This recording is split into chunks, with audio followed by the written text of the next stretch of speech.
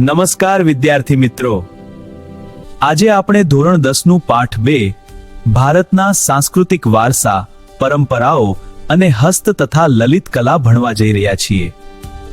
આ પાઠને આપણે શરૂઆતથી એકદમ સરળ ભાષામાં સમજવાના છીએ, જેથી તમને દરેક મુદ્દા સરળતાથી સમજાઈ જાય। સાથે સાથે આ વિડીયોમાં હું તમને આ પાઠનું PDF પણ આપવાનો છું, જેથી તમને પરીક્ષાની તૈયારીમાં ખાસ મદદ મળશે। ચાલો હવે પાઠની શરૂઆત કરીએ। ભારત એક સમૃદ્ધ સાંસ્કૃતિક વારસો ધરાવતો દેશ છે। આ વારસામાં ભૌતિક અને જૈવિક બંને પ્રકારનો સમાવેશ થાય છે। બાળક જ્યારે જન્મે છે ત્યારે તેને માતા-પિતાના શારીરિક અને માનસિક લક્ષણો મળે છે। આને આપણે જૈવિક વારસો કહીએ છીએ।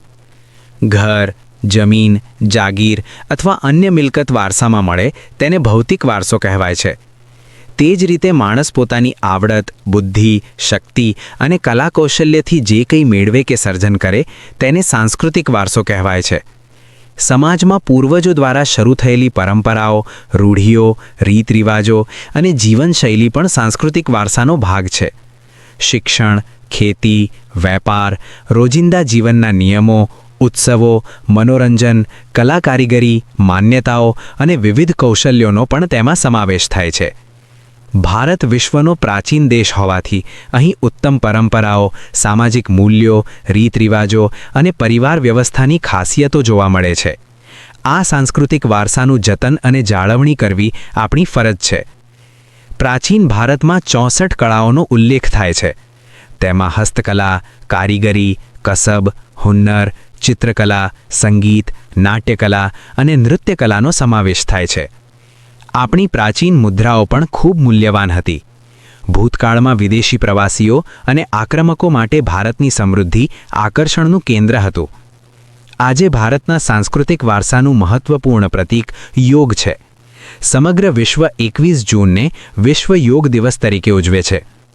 હવે આપણે ભારતની વિવિધ કલા કારીગરી વિશે જાણીએ। ભારતના કારીગરો ખૂબ કુશળ રહ્યા છે। તેમની હુન્નર અને કારીગરીમાં ભારતના સાંસ્કૃતિક વારસાનું સૌંદર્ય સમાયેલું છે। ભરતગૂંથણ, કાષ્ઠકલા, માટીકામ, ધાતુકામ, ચિત્રકલા, ચર્મ ઉદ્યોગ, મીના કારીગરી, નકશીકામ, અકીક અને હીરાની કારીગરી, શિલ્પ સ્થાપત્ય અને હાથવણાટ ભારતની આગવી ઓળખ છે। હવે માટીકામ કલા વિશે સમજીએ। માનવ જીવન અને માટી વચ્ચે ખૂબ જૂનો સંબંધ રહ્યો છે। માણસના જન્મથી લઈને મૃત્યુ સુધી માટી સાથે તેનો સંબંધ રહે છે। ધાતુઓની શોધ પહેલાં લોકો માટીની વસ્તુઓ વધુ ઉપયોગ કરતા। માટીના રમકડા, ઘડા, કુલડી, કોડિયા, હાંડલા, ચૂલા અને અનાજ સંગ્રહ માટે કોઠીઓ બનાવાતી। ઘરોની દિવાલો પણ માટી અને છાણથી લીંપવામાં આવતી, જેથી રક્ષણ મળે। પાણી, દૂધ, દહીં, છાશ અને બીજા પ્રવાહી પદાર્થો માટીના વાસણોમાં રાખવામાં આવતા। રસોઈના વાસણો પણ માટીના જ હતા। લોથલ, મોહેન્જો-દડો અને હડપ્પા સંસ્કૃતિમાંથી લાલ રંગના માટીના વાસણો મળી આવ્યા છે। કુંભારનો ચાકડો માટીકામ માટે પ્રાચીન ભારતનું મહત્વપૂર્ણ યંત્ર માનવામાં આવે છે। આજે પણ નવરાત્રિમાં ગરબા માટે માટીનો કાણા પાડેલો ઘડો વપરાય છે। ભારત પ્રાચીન સમયથી કાચી માટી અને ટેરાકોટા વાસણો માટે જાણીતું રહ્યું છે। દક્ષિણ ભારતના નાગાર્જુન કોંડા અને ગુજરાતના મહેસાણા જિલ્લાના લાંઘણજમાંથી મળેલા માટીના અવશેષો પરથી આ માહિતી મળે છે। આ રીતે ભારતની કલા કારીગરી આપણા સાંસ્કૃતિક વારસાની અમૂલ્ય ઓળખ છે। હવે આપણે વણાટ કલા વિશે જાણીએ। રૂની પૂણીમાંથી તાંતણા ખેંચીને અને તેને વળ ચડાવી એકબીજા સાથે જોડીને લાંબો દોરો બનાવનાની કળાને કાંતણ કહેવાય છે। મહાત્મા ગાંધીજીએ કાંતણ અને વણાટના ગૃહ ઉદ્યોગને ખાસ મહત્વ આપ્યું હતું। તેમણે આ કળાને સ્વદેશી અને સ્વાવલંબન સાથે જોડીને આઝાદીના આંદોલનમાં મહત્વપૂર્ણ ભૂમિકા ભજવી હતી। પ્રાચીન સમયથી ભારત વસ્ત્ર વિદ્યા ક્ષેત્રે જાણીતું રહ્યું છે। ભારતના કારીગરો દ્વારા બનેલી ઢાકાની મલમલ એટલી બારીક હતી કે તેનો આખો તાંકો દીવાસળીની પેટીમાં સમાઈ જતો અથવા સાડી વીંટીમાંથી પસાર થઈ જતી એવી વાતો જાણીતી છે। ભારતમાં હાથવણાટના ઘણા સુંદર નમૂનાઓ જોવા મળે છે, જેમ કે ગાલીચા, પાટણના પટોળા, કાંજીવરમ અને બનારસી સાડીઓ તેમજ રાજસ્થાનની બાંધણી। આ બધું ભારતની આગવી ઓળખ છે। ગુજરાતના સોલંકી યુગ દરમિયાન પાટણમાં ઘણા કુશળ કારીગરો વસ્યા હતા। તેમની મહેનત અને કુશળતાના કારણે પાટણના પટોળા સમગ્ર વિશ્વમાં પ્રસિદ્ધ બન્યા। આ કલા લગભગ 850 વર્ષ જેટલી પ્રાચીન માનવામાં આવે છે. આ ખૂબ જ જટિલ અને સમય માંગી લેતી કલા છે. તેથી આજે થોડા જ કારીગરો પાસે આ હુન્નર બચ્યો છે. પાટણમાં બનતા રેશમી પટોળાને ડબલ એક્ટ તરીકે ઓળખવામાં આવે છે. આમાં બંને બાજુ એક સરખી ભાત દેખાય છે, એટલે બંને બાજુ પહેરી શકાય છે. પટોળા ઘણા વર્ષો સુધી ટકે છે અને તેનો રંગ પણ સહેલાઈથી જતો નથી. તેથી એક કહેવત પણ છે કે પડી પટોળે ભાત, ફાટે પણ ફીટે નહીં. હવે ભરત ગૂંથણ કલા વિશે સમજીએ. હડપ્પા અને મોહેન્જો-દડોના ઉત્ખનનમાં મળેલી મૂર્તિઓના વસ્ત્રો ઉપર પણ ભરતકામ જોવા મળ્યું છે. આથી જાણવા મળે છે કે ભરત ગૂંથણ કલા ખૂબ પ્રાચીન છે. ભારતમાં પુરુષો, સ્ત્રીઓ અને બાળકોના વસ્ત્રો ઉપર ભરતકામ કરવાની પરંપરા લાંબા સમયથી ચાલે છે. સિંધુ સંસ્કૃતિના સમયમાં સિંધ, સૌરાષ્ટ્ર અને કચ્છના વસ્ત્રોમાં પણ ભરતકામ જોવા મળ્યું છે. કાશ્મીરનું કાશ્મીરી ભરત પણ ખૂબ પ્રસિદ્ધ છે. ગુજરાતમાં જામનગર, જેતપુર, ભુજ અને માંડવી જેવા વિસ્તારો બાંધણી અને પરંપરાગત ડિઝાઇન માટે જાણીતા છે. હાથી, પૂતળી, ચોપાટ, પક્ષીઓ અને કળશ જેવી સુંદર ડિઝાઇનો કપડા પર બનાવવામાં આવે છે. આ રીતે વણાટકલા અને ભરત ગૂંથણ ભારતના સાંસ્કૃતિક વારસાનો મહત્વપૂર્ણ ભાગ છે. ગુજરાતના કચ્છ અને સૌરાષ્ટ્ર જેવા પ્રદેશોમાં ભરત ગૂંથણ સ્ત્રીઓનો મહત્વપૂર્ણ ગૃહ વ્યવસાય રહ્યો છે. આ કલા આજે પણ જીવંત અને પ્રખ્યાત છે. ચંદરવા, શાખતોરલ, ચાકણા, ઓછાડ, તકિયા, પારણા અને ઓશિકા જેવી વસ્તુઓ પર સુંદર ભરતકામ કરવામાં આવે છે. કેટલીક કોમોમાં પહેરાતા કેડિયા નામના વસ્ત્રો પર પણ ભરત ગૂંથણ કરવામાં આવે છે. ભરતકામથી સજાવેલા પાબડા અને રજાઈ પર ભૌમિતિક તથા વિવિધ આકૃતિઓવાળી રચનાઓ જોવા મળે છે. કચ્છના બન્ની વિસ્તારમાં જત કોમની ભરતકલા ખાસ આગવી ઓળખ ધરાવે છે. ચર્મોદ્યોગ. હવે આપણે ચર્મ ઉદ્યોગ વિશે જાણીએ.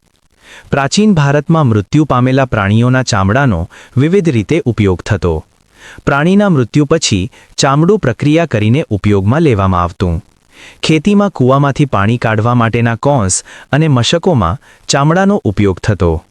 ઢોલ, નગારા, તબલા અને ઢોલક જેવા સંગીત સાધનોમાં પણ ચામડું વપરાતું.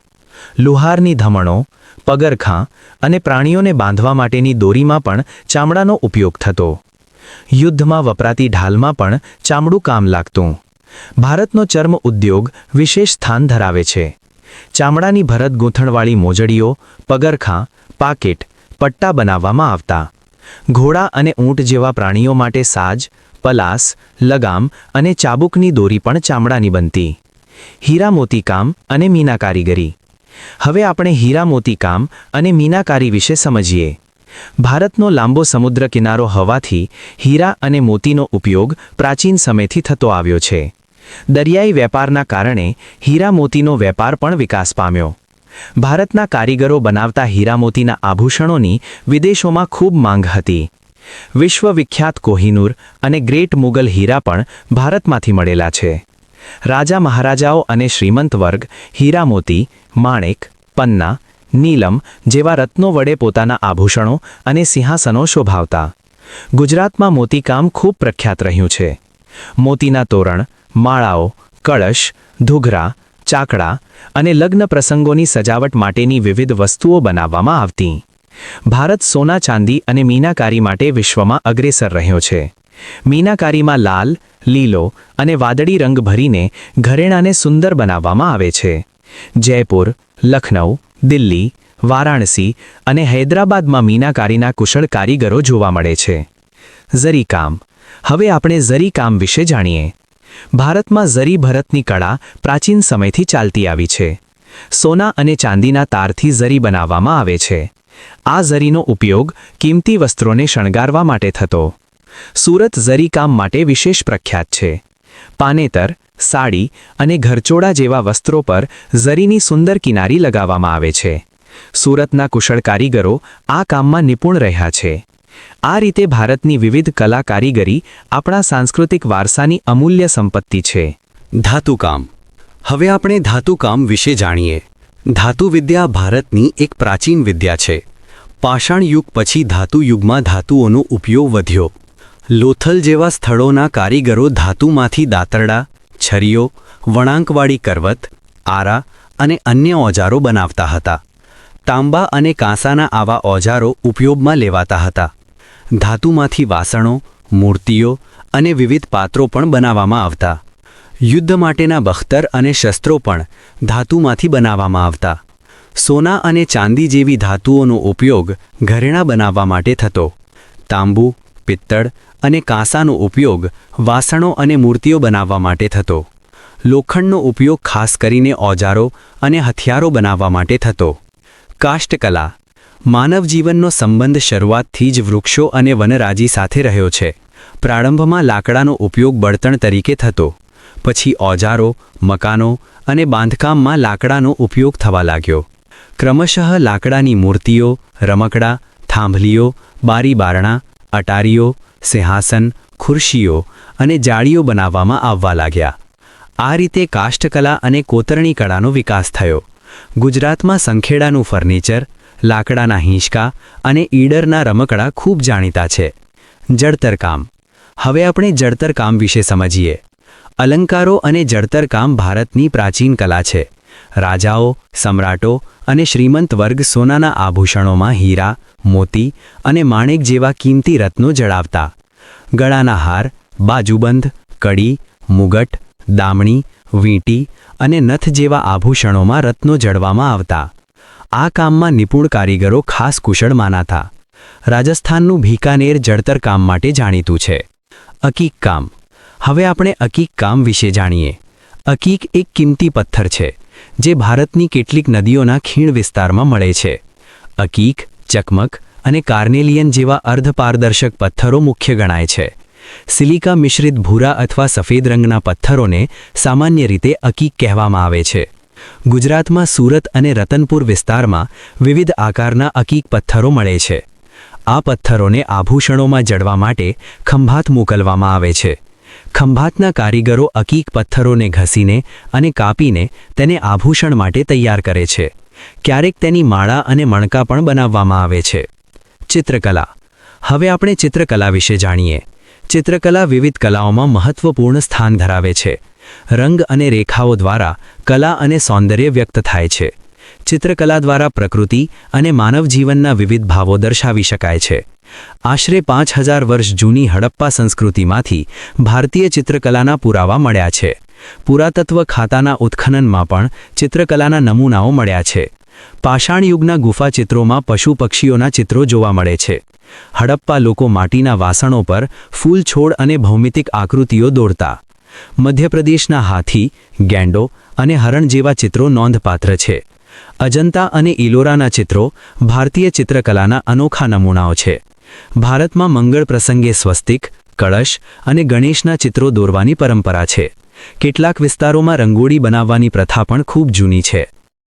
ભારતની લલિત કલાઓ અને સંગીત કલા. ભારતની લલિત કલાઓ. હવે આપણે ભારતની લલિત કલાઓ વિશે સમજીએ. ગાયન, વાદન, નૃત્ય અને વિવિધ પાત્રોની વેશભૂષા ધારણ કરીને કથા કે પ્રસંગ ભજવવો એટલે નાટ્યકલા. આ બધું ભારતીય સંસ્કૃતિની વિશેષતા રહી છે.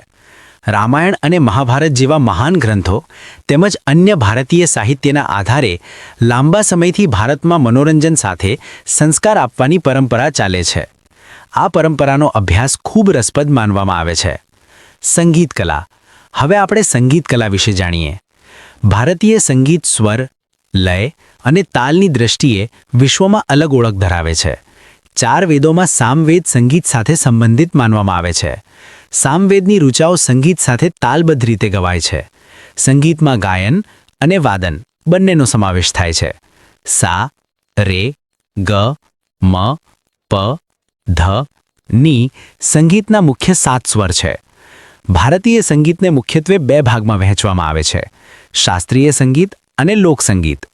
કહેવાય છે કે 5 મુખ્ય રાગ શ્રી, દીપક, હિંડોળ, મેઘ અને ભૈરવી ભગવાન શંકરના પંચમુખમાંથી ઉત્પન્ન થયા. પ્રાચીન સમયમાં સંગીત વિષયક ઘણા મહત્વના ગ્રંથો લખાયા હતા. તેમાંમાં સંગીત મકરંદ, સંગીત રત્નાકર અને સંગીત પારિજાત ખાસ જાણીતા છે. સંગીત મકરંદ. સંગીત શાસ્ત્રના જ્ઞાતા પંડિત નારદે આશરે ઈસવીસન 900માં સંગીત મકરંદ ગ્રંથ લખ્યો હતો. આ ગ્રંથમાં 19 પ્રકારની વીણા અને 101 પ્રકારના તાલનું વર્ણન મળે છે. સંગીત રત્નાકર. સંગીત શાસ્ત્રના વિદ્વાન પંડિત સારંગદેવે સંગીત રત્નાકર ગ્રંથ રચ્યો હતો. તેઓ દેવગિરી એટલે કે દૌલતાબાદના રહેવાસી હતા અને ઉત્તર તથા દક્ષિણ ભારતીય સંગીત બંનેથી પરિચિત હતા. પંડિત વિષ્ણુ નારાયણ ભાતખંડે આ ગ્રંથને ભારતીય સંગીતનો ખૂબ પ્રમાણભૂત ગ્રંથ માન્યો છે. સંગીતના વિવિધ અંગો સમજવા માટે આ ગ્રંથ ખૂબ મહત્વનો છે. સંગીત પારિજાત. પંડિત અહોબલે ઈસવીસન 1665માં સંગીત પારિજાત ગ્રંથ લખ્યો હતો. આ ગ્રંથ ઉત્તર ભારતીય સંગીત પદ્ધતિ માટે ખૂબ મહત્વનો છે. તેમણે સમજાવ્યું કે દરેક રાગનું પોતાનું સ્વતંત્ર અસ્તિત્વ અને વિશેષતા હોય છે. તેમણે 29 પ્રકારના સ્વરોનો ઉલ્લેખ કર્યો હતો. અલાઉદ્દીન ખલજીના સમયના અમીર ખુસરો શાયરી અને સંગીત માટે જાણીતા હતા. તેમને તૂતીએ હિન્દ તરીકે ઓળખવામાં આવતા. ભારતમાં 15મી અને 16મી સદીના ભક્તિ આંદોલન દરમિયાન સૂરદાસ, કબીર, તુલસીદાસ, ચૈતન્ય મહાપ્રભુ, મીરાબાઈ અને નરસિંહ મહેતાના ભજનો અને કીર્તનોથી ભક્તિમય વાતાવરણ સર્જાયું. 15મી સદીમાં સ્વામી હરિદાસના શિષ્યો બેજુ બાવરા અને તાનસેન ખૂબ જાણીતા સંગીતકાર હતા. ગુજરાતમાં તાના અને રીરી જેવી સંગીતકાર બહેનોનું નામ પણ ખાસ રીતે લેવામાં આવે છે. નૃત્યકલા. હવે આપણે નૃત્યકલા વિશે સમજીએ. નૃત્ય શબ્દ સંસ્કૃતના નૃત શબ્દ પરથી આવ્યો છે, જેનો અર્થ થાય છે નૃત્ય કરવું. નૃત્ય તાલ અને લય સાથે સૌંદર્યની અનુભૂતિ કરાવે છે. નૃત્યકલાના આદિદેવ ભગવાન શિવ નટરાજ માનવામાં આવે છે. એવી માન્યતા છે કે નટરાજ શિવે સ્વર્ગમાંથી પૃથ્વી પર આવી લોકોને નૃત્યકલા શીખવી. ભારતીય શાસ્ત્રીય નૃત્યોમાં ભરતનાટ્યમ, કુચીપુડી, કથક, કથકકલી, ઓડિસી અને મણિપુરી મુખ્ય ગણાય છે. ભરતનાટ્યમ. હવે આપણે ભરતનાટ્યમ વિશે જાણીએ. ભરતનાટ્યમનો ઉદ્ભવ તમિલનાડુ રાજ્યના તાંજોર વિસ્તારમાં માનવામાં આવે છે. ભરતમુનિનો નાટ્યશાસ્ત્ર અને નંદિકેશ્વરનું અભિનય દર્પણ આ નૃત્યના મુખ્ય આધાર ગ્રંથ છે. મૃણાલિની સારાભાઈ અને ગોપીકૃષ્ણ જેવા કલાકારો ઉપરાંત અધિનેત્રીઓ વૈજંતીમાલા અને હેમા માલિનીએ પણ આ કળાને આગળ વધારી છે. કુચીપુડી નૃત્ય. કુચીપુડી નૃત્યનો વિકાસ આશરે 15મી સદીમાં થયો હતો. આ નૃત્ય મુખ્યત્વે સ્ત્રી સૌંદર્યના વર્ણન પર આધારિત છે. આ નૃત્ય સ્ત્રીઓ અને પુરુષો બંને કરે છે. આંધ્રપ્રદેશમાં આ નૃત્ય ખાસ પ્રચલિત છે. ગુરુ પ્રહલાદ શર્મા, રાજા અને રાધા રેડ્ડી, શોભા નાયડુ જેવા કલાકારોએ આ નૃત્યને પ્રસિદ્ધ બનાવ્યું છે. કથકકલી. હવે કથકકલી વિશે સમજીએ. કથકકલી કેરળ રાજ્યનું પ્રખ્યાત નૃત્ય છે. પૌરાણિક કથાઓ, મહાભારતના પ્રસંગો અને સંસ્કૃત મલયાલમ નાટકો પરથી આ નૃત્ય વિકસ્યું છે. કથકકલીની વેશભૂષા ખૂબ ભવ્ય હોય છે. પાત્રોને ઓળખવા માટે ચહેરા પર ખાસ પ્રકારનું મેકઅપ અને ચિત્રામણ કરવામાં આવે છે. નૃત્ય વખતે કલાકારો મુકુટ પહેરી એક દીવાના પ્રકાશમાં રંગમંચ પર અભિનય કરે છે. ચહેરાના હાવભાવ અને હાથની મુદ્રાઓ દ્વારા પાત્રોને જીવંત બનાવવામાં આવે છે. કેરળના કવિ વલ્લથોડ તેમજ કલામંડલમ કૃષ્ણપ્રસાદ અને શિવરામન જેવા કલાકારોએ આ નૃત્યને દેશ-વિદેશમાં પ્રસિદ્ધ બનાવ્યું છે. કથક નૃત્ય. હવે કથક નૃત્ય વિશે જાણીએ. કથન કરે સો કથક કહાવે, એટલે વાર્તા કહે તે કથક કહેવાય. આ નૃત્ય મહાભારત અને શ્રીકૃષ્ણ ગોપીઓની કથાઓ પરથી વિકસ્યું છે. ઉત્તર ભારતમાં વૈષ્ણવ સંપ્રદાયની શૃંગાર ભક્તિ સાથે આ નૃત્યનો વિકાસ થયો. કથકમાં એક પગ પર ગોળ ફરવું અને અભિનય દ્વારા પ્રસંગ દર્શાવવું મુખ્ય લક્ષણ છે. સ્ત્રીઓ ચૂડીદાર પાયજામા અને ઘેરદાર વસ્ત્ર પહેરે છે. પંડિત બિરજુ મહારાજ, સિતારા દેવી અને કુમુદિની લાખિયા જેવા કલાકારોએ આ કળાને જીવંત રાખી છે. મણિપુરી નૃત્ય, નાટ્યકલા અને ભવાઈ. મણિપુરી નૃત્ય. હવે આપણે મણિપુરી નૃત્ય વિશે સમજીએ. મણિપુર રાજ્યના લોકો ઉત્સવો અને પ્રસંગો વખતે નૃત્ય કરે છે. મણિપુરી નૃત્ય મુખ્યત્વે શ્રી કૃષ્ણની બાળલીલા અને રાસલીલા પર આધારિત છે. મણિપુરી નૃત્યના બે મુખ્ય પ્રકાર છે, લાસ્ય અને તાંડવ. આ નૃત્ય વખતે નૃત્યંગનાઓ રેશમનો બ્લાઉઝ પહેરે છે, કમરે પટ્ટો બાંધે છે અને નીચે ઘેરદાર લીલા રંગનો કુમીન ચણિયો પહેરે છે. ગુરુ આમો બિશિંગ, ગુરુ બિપિનસિંહ, નથના ઝવેરી અને નિર્મલ મહેતા જેવા કલાકારોએ આ નૃત્યને દેશ-વિદેશમાં પ્રસિદ્ધ બનાવ્યું છે. નાટ્યકલા. હવે આપણે નાટ્યકલા વિશે જાણીએ. ભારતીય નાટ્યકલાની ખાસિયત એ છે કે તે મનોરંજન સાથે સંસ્કાર પણ આપે છે. નાટકોમાં સૂત્રધાર અને વિદૂષકની જોડીને ખાસ મહત્વ મળ્યું છે. ભરતમુનિ દ્વારા રચાયેલ નાટ્યશાસ્ત્ર નાટ્યકલાનું મહત્વનું ગ્રંથ છે. નાટ્યકલા નાટ્યલેખન અને મંચન દ્વારા દ્રશ્ય શ્રાવ્ય અને અભિનયના સંગમથી મનોરંજન અને લોકશિક્ષણ આપે છે. ભરત મુનિએ કહ્યું હતું કે નાટ્યકલામાં તમામ કલાઓનો સમન્વય થાય છે. તેમણે રચેલું પ્રથમ નાટક દેવાસુર સંગ્રામ હતું. સંસ્કૃત સાહિત્યમાં મહાકવિ ભાસે કર્ણભાર, ઉરુભંગ અને દૂત વાક્યમ જેવા નાટકો આપ્યા. મહાકવિ કાલિદાસના અભિજ્ઞાન શાકુંતલમ, વિક્રમોવર્ષિયમ અને માલવિકાગ્નિમિત્રમ ખૂબ જાણીતા નાટકો છે. આ ઉપરાંત ઘણા નાટ્યકારોએ સંસ્કૃત નાટ્યકલાને સમૃદ્ધ બનાવી છે. ગુજરાતમાં નાટ્યકલામાં જયશંકર સુંદરીનું નામ ખાસ જાણીતું છે. અમૃત નાયક, બાપુલાલ નાયક, પ્રાણસુખ નાયક, દીના પાઠક, જસવંત ઠાકર, ઉપેન્દ્ર ત્રિવેદી, સરિતા જોશી અને દીપક પીવાલા જેવા કલાકારોનો પણ મહત્વનો ફાળો રહ્યો છે. દેશી નાટક સમાજ અને અન્ય નાટ્ય સંસ્થાઓએ પણ નાટ્યકલાના વિકાસમાં યોગદાન આપ્યું છે. ભવાઈ. હવે આપણે ભવાઈ વિશે સમજીએ. શાસ્ત્રકારોએ ભવાઈને ભાવપ્રધાન નાટક કહ્યું છે. ભવાઈ ગુજરાતની આશરે 700 વર્ષ જૂની વિશિષ્ટ નાટ્યકલા છે, જેને અસાઇત ઠાકરે શરૂ કરી હતી. આ કલા સસ્તા ખર્ચે મનોરંજન સાથે લોકશિક્ષણ આપતી હોવાથી સોલંકી યુગમાં તેને પ્રોત્સાહન મળ્યું. ભવાઈમાં સામાન્ય રીતે પડદા વગર નાટક ભજવાય છે. હળવી રમૂજ, સંગીત અને અલગ અલગ વેશ તેની વિશેષતા છે, જેમ કે રામદેવનો વેશ, ઝંડા ઝૂલણનો વેશ અને કજોડાનો વેશ. ભવાઈના વિષયોમાં સામાજિક કુરિવાજોના વિરોધનો પણ સમાવેશ થાય છે. ગુજરાતમાં કન્યા કેળવણી અને બેટી બચાવો જેવા કાર્યક્રમો માટે પણ ભવાઈ નાટકો રજૂ થાય છે. ભવાઈ ભજવનાર કલાકારો ભૂંગળ વગાડી માતાજીની સ્તુતિ કરીને પ્રદર્શન શરૂ કરે છે. ગુજરાતના લોકનૃત્યો. હવે આપણે ગુજરાતના લોકનૃત્યો વિશે સમજીએ. ગુજરાતની પ્રજા ઉત્સવપ્રિય છે. અહીં વિવિધ જાતિઓ અને સમુદાયોમાં તેમની રૂઢિઓ, રીતરિવાજો અને પરંપરાઓ મુજબ લોકનૃત્યો જોવા મળે છે. આ લોકનૃત્યોમાં આદિવાસી નૃત્યો, ગરબા, રાસ અને અન્ય લોકનૃત્યોનો સમાવેશ થાય છે. તહેવારો, લગ્ન પ્રસંગો, મેળાઓ અને ખાસ પ્રસંગોએ આ નૃત્યો કરવામાં આવે છે. આદિવાસી નૃત્યો. હવે આપણે આદિવાસી નૃત્યો વિશે જાણીએ. ગુજરાતના આદિવાસીઓ હોળી અને અન્ય તહેવારો, લગ્ન પ્રસંગો, દેવી દેવતાઓની પૂજા અને મેળાઓમાં નૃત્ય કરે છે. મોટા ભાગે આ નૃત્યો ઘોડાકારે કરવામાં આવે છે. ઢોલ અને મંજીરા, થાળી, તૂર, પાવરી અને તંબુરા જેવા વાજિંત્રો સાથે સ્થાનિક ભાષામાં ગીતો ગાઈને નૃત્ય થાય છે. ગાળો તરીકે ઓળખાતા નૃત્યમાં મોર, ખિસકોલી અને ચકલી જેવા પક્ષીઓની નકલ કરવામાં આવે છે. ડાંગ વિસ્તારમાં માળીનો ચાળો અને ઠાકરિયા ચાળો જેવા નૃત્યો જોવા મળે છે.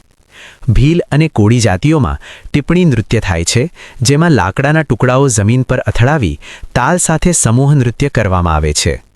ગરબા. હવે આપણે ગરબા વિશે સમજીએ. ગરબા શબ્દ ગર્ભદીપ પરથી આવ્યો છે. માટીના ઘડામાં દીવો મૂકી તેની આસપાસ ગોળાકારે નૃત્ય કરવું તેને ગરબા કહે છે. ગુજરાતમાં નવરાત્રી દરમિયાન આસો સુદ 1 થી 9 સુધી, ક્યાંક 10મી કે શરદ પૂનમ સુધી ગરબા રમાય છે. આદ્યશક્તિ મા જગદંબાની પૂજા અને આરાધના માટે આ પવિત્ર પર્વ ઉજવાય છે. ગરબા સમયે ચોક કે મેદાનમાં માતાજીની માંડવી રાખવામાં આવે છે અને લોકો તેની આસપાસ ગોળાકારે નૃત્ય કરે છે. ઢોલના તાલ સાથે 1 તાળી, 2 તાળી, 3 તાળી અને ચપટીના તાલે ગરબા ગવાય છે. ગરબા ઉપરાંત ગરબી પણ ગવાય છે, જેનો સંબંધ શ્રી કૃષ્ણ ભક્તિ સાથે છે. ગુજરાતી કવિ દયારામે ગોપીભાવથી શ્રીકૃષ્ણ પ્રેમની સુંદર ગરબીઓ રચી છે. રાસ. હવે આપણે રાસ વિશે જાણીએ. રાસ એટલે ગોળાકારે ફરતા નૃત્ય સાથે ગાવું. એવી કથા છે કે ભગવાન શ્રીકૃષ્ણે ભક્ત નરસિંહ મહેતાને રાસલીલા દર્શાવી હતી. ગુજરાતમાં નવરાત્રિ અને જન્માષ્ટમી જેવા તહેવારોમાં રાસ રમાય છે. દાંડિયા રાસ એ રાસનો લોકપ્રિય પ્રકાર છે. ક્યારેક ગાગર અથવા હાંડો લઈને પણ રાસ કરવામાં આવે છે. વૈષ્ણવ સંપ્રદાયની અસરથી રાસ વધુ લોકપ્રિય બન્યો છે. રાસ રમતી વખતે સ્ત્રીઓ ભરત ભરેલા ચણિયાચોળી પહેરે છે અને પુરુષો કેડિયા ધોતી જેવા પરંપરાગત વસ્ત્રો પહેરે છે. ગુજરાતના અન્ય નૃત્યો. હવે આપણે ગુજરાતના અન્ય લોકનૃત્યો વિશે સમજીએ. ગુજરાતમાં વિવિધ જાતિઓ અને વિસ્તારો મુજબ અલગ અલગ લોકનૃત્યો જોવા મળે છે. આ નૃત્યોમાં પરંપરા, સંસ્કૃતિ અને લોકજીવનનો સુંદર પરિચય મળે છે. ગોફ ગુંથન નૃત્ય. આ નૃત્યમાં ઢોલ અને અન્ય વાજિંત્રોના તાલે લોકો સમૂહમાં નૃત્ય કરે છે. માંડવો, થાંભલો અથવા વૃક્ષ સાથે દોરી બાંધી તેનો છેડો નૃત્યકારો હાથમાં પકડી લે છે. એક હાથમાં દોરીનો છેડો અને બીજા હાથમાં દાંડીઓ રાખીને ગોળ ફરતા વેલ જેવી ગૂંથણી બનાવે છે અને પછી તેને છોડે છે. આ રીતે ગોફ ગૂંથન નૃત્ય કરવામાં આવે છે. સીદીઓનું ધમાલ નૃત્ય. આ નૃત્ય મૂળ આફ્રિકાથી આવેલા સીદી સમુદાયનું છે, જે આજે ગીરના જાંબુર વિસ્તારમાં વસે છે. મશીરા નામનું વાચિંત્ર વપરાય છે, જેમાં નાળિયેરના કોચલામાં કોડીઓ ભરી કપડું બાંધવામાં આવે છે. તેને તાલ સાથે ખખડાવવામાં આવે છે. મોરપીંછનું ઝુંડ અને નાના ઢોલકા સાથે ગોળાકારે નૃત્ય થાય છે. હો હો જેવા અવાજ સાથે ગાતા આ નૃત્યમાં પહાડ અને જંગલમાં પડછંદો ગૂંજતા હોય તેવો અનુભવ થાય છે. પશુ પક્ષીઓના અવાજની નકલ પણ આ નૃત્યમાં કરવામાં આવે છે. મેરાયો, પઢાર અને કોળી નૃત્યો. બનાસકાંઠાના વાવ વિસ્તારમાં મેરાયો નૃત્ય થાય છે. ઊંચા બાંસમાંથી તોરણ જેવી રચના બનાવી ઢોલના તાલે તલવારના દાવપેચ જેવા હલનચલન સાથે નૃત્ય થાય છે. સુરેન્દ્રનગર વિસ્તારમાં પઢાર જાતિના લોકો પઢાર નૃત્ય કરે છે. દાંડિયા અથવા મંજીરા સાથે લય અને તાલમાં નૃત્ય થાય છે. ક્યારેક શરીરને જમીન નજીક લઈ જઈ નૃત્ય કરવામાં આવે છે, જે દરિયાના મોજા જેવી ગતિ દર્શાવે છે. સૌરાષ્ટ્રના કોળી લોકો કોળી નૃત્ય કરે છે. તેઓ માથે રંગીન કપડું, આંટિયાળી ગોળ પાઘડી અને લીલા પટ્ટાનું બાંધણું પહેરી નૃત્ય કરે છે. સૌરાષ્ટ્રના મેર અને ભરવાડ સમુદાયોના નૃત્યો પણ ખૂબ જાણીતા છે. સમાપન. આ રીતે ભારતની સંસ્કૃતિ ખૂબ વ્યાપક અને સર્વસમાવેશક છે. પ્રાચીન સમયથી આજ સુધી વિવિધ જાતિઓ અને પરિવર્તનો સાથે હસ્તકલા, ગૃહકારીગરી, ચિત્રકલા અને નૃત્યકલા સહિત અનેક લલિત કલાઓનો વિકાસ થયો છે. આ બધું ભારતના વૈવિધ્યપૂર્ણ સાંસ્કૃતિક વારસાને દર્શાવે છે અને વિશ્વમાં ભારતની આગવી ઓળખ બનાવે છે.